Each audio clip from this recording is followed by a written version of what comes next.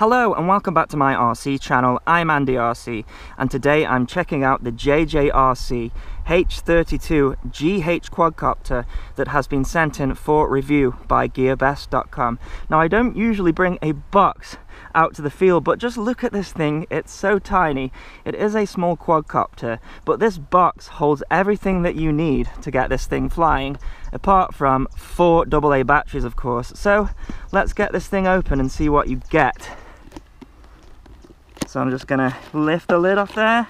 We have this plastic cover and then immediately the quadcopter here, which looks very much like the old Hubsan H107D. It's got the camera at the front there. However, this one is a recorder as well. So somewhere, there you go, we have got a micro SD card. It's not included in the kit, so very Hubsan as well. I really like it when they do include the micro SD cards in the kit though. But yeah, it looks like it's using 8mm motors there, and we've got the 5.8 GHz antenna there that just slots out of the back, and then we've got the battery here. Let's have a look what battery it is. It says it is a 450 milliamp, so quite small actually, but I think that is still bigger than the old Hubsan H107D's battery. You can upgrade those to the 500 milliamp ones. I'm sure that one would fit as well. It's using a micro LOSI connector there for the battery, which is pretty standard. We've got some LEDs underneath there, and that is pretty much it. These look like Hubsan propellers to me. Obviously they're going to be the JJRC version, but anyway, let's have a look what else you get. Got a instruction manual. There's a lot of Chinese there, and there is an English manual in there.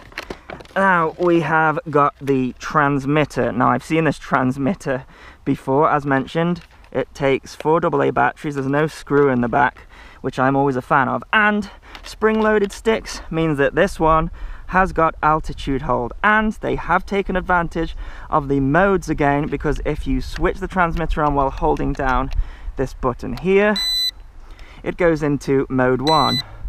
Unfortunately, you have to do that every time, otherwise it goes into mode 2. So let's just go through some of the controls here. This button here is for your flips, and then this button here, when not used as a mode switch, turns the LEDs on and off on the quad. Then we've got start video recording. We have got take a photograph. This is a return home, so 1 key return, headless mode. Don't like those functions. And then here we have got a rate button, so you can change the rates on here, which is pretty cool. And then the last button there, this is the start and stop function. That starts and stops the propellers. I think you can also arm it as well by doing that and doing that as well. So I think that is all the functions there. Let's just have a look though what else you get, because there's some stuff in the box. That is the charger for the battery on the quadcopter, and this is a charger for the FPV monitor, and yes, you get given an FPV monitor. Whoops. And also a dipole antenna with an SMA screw on it. So this is very similar to the WL Toys monitor. It's got a built-in battery. You charge it from underneath. The frequency is fixed, and you get a sunshade as well. So yeah, you can't really do much with this other than fly this quadcopter with it. As I say, the frequency is fixed, but it's pretty cool. In fact, this just bolts on to the transmitter like that. Let's see what else that we've got if we're going to use any of it. So in here we've got some landing legs and prop protectors. I don't really use those, but yeah, you've got that. Let's put those back in there. And what else have we got? Ah yeah, screwdriver, a prop remover, which is quite cool, and a spare set of props. And that is pretty much everything. Let's see how this thing flies. Just gonna pack all this stuff up into the box. Unfortunately, I am once again flying between rain clouds. It is very dull, so that may stop the fun. And the grass is very long here. I think I can hear thunder, which is never a good thing.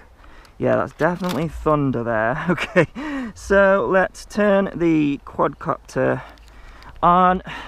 Let's plug it in.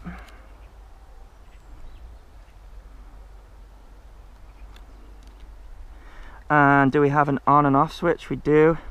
So that's pretty cool as well. On and off switch on there. Let's turn the transmitter on. Obviously going to hold that button down to send it into mode 1. Let's turn the quadcopter on. There we go. Nice LEDs underneath, very clear. And then lift the throttle up and down. And I'm not sure if I'm going to be able to find a place that it doesn't get caught up in the grass, but I'll try. Let's turn the monitor on. Now, the monitor does black screen, so there's no snow. I've already tried that out. Let's see if I can remove this thing there so it's a bit more clear. It's got like one of those protector things on. Put that back in the box. So let's press the takeoff button and very quickly take off. There we go. So yeah, altitude hold on this one. So let's get the video recording started.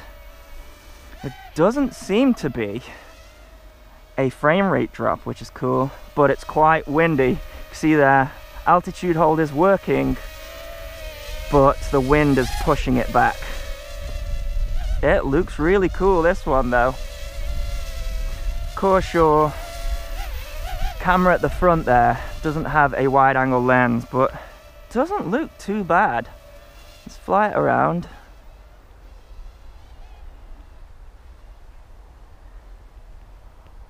Yeah, so when I'm doing FPV there, it looks like the camera faces slightly downwards too.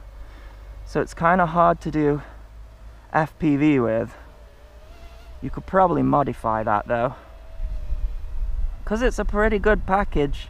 Otherwise, you know, you could probably stick a wide angle lens on there as well. That's one of the first things that I did with my Hubsan H27D. You can't get like a wide angle lens that screws into it, but you can get like a jelly lens that gives you a much wider field of view. Look at that when it goes downwind. It is quite windy here today, so I apologize if there's any wind noise on the camera. I have put a muffler over the microphone of my camera to try and improve on that, so I'm also testing that out at the same time. But this one's a nice flyer, you know.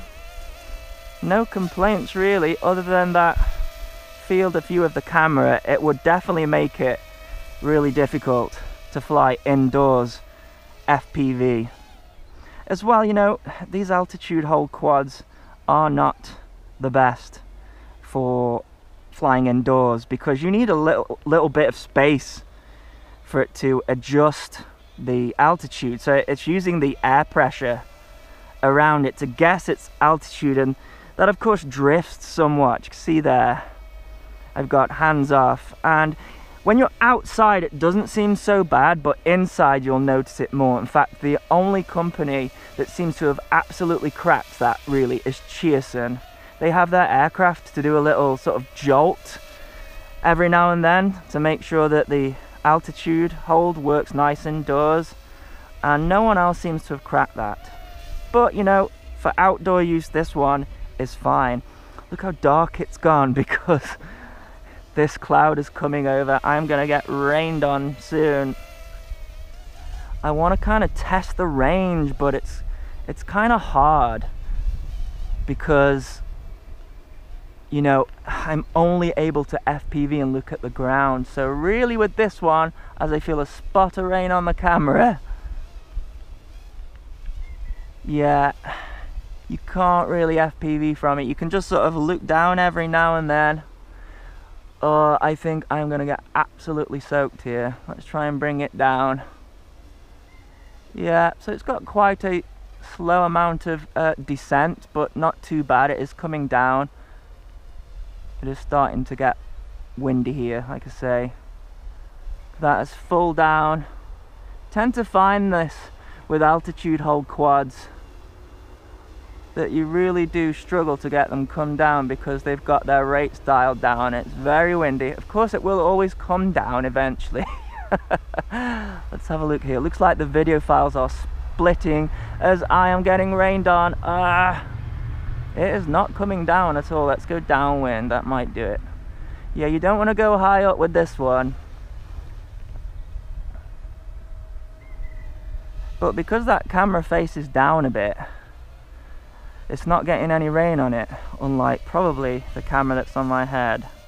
So let's stop video recording on the quad just to make sure that I've got something that we can look at. See if I can turn my head away from the rain here. Let's start video recording again, and let's just fly it. Oh, it looks like I've got an LVC there, so I'm going to bring it in for a landing, and I need to get out of the rain. Let's find somewhere nice to land.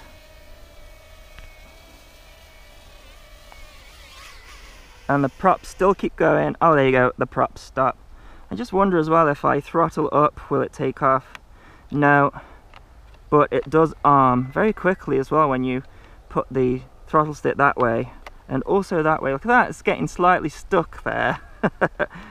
Yeah, that's not good. I think that's probably this pot's come loose there. You see, you can actually push the pots down. There you go.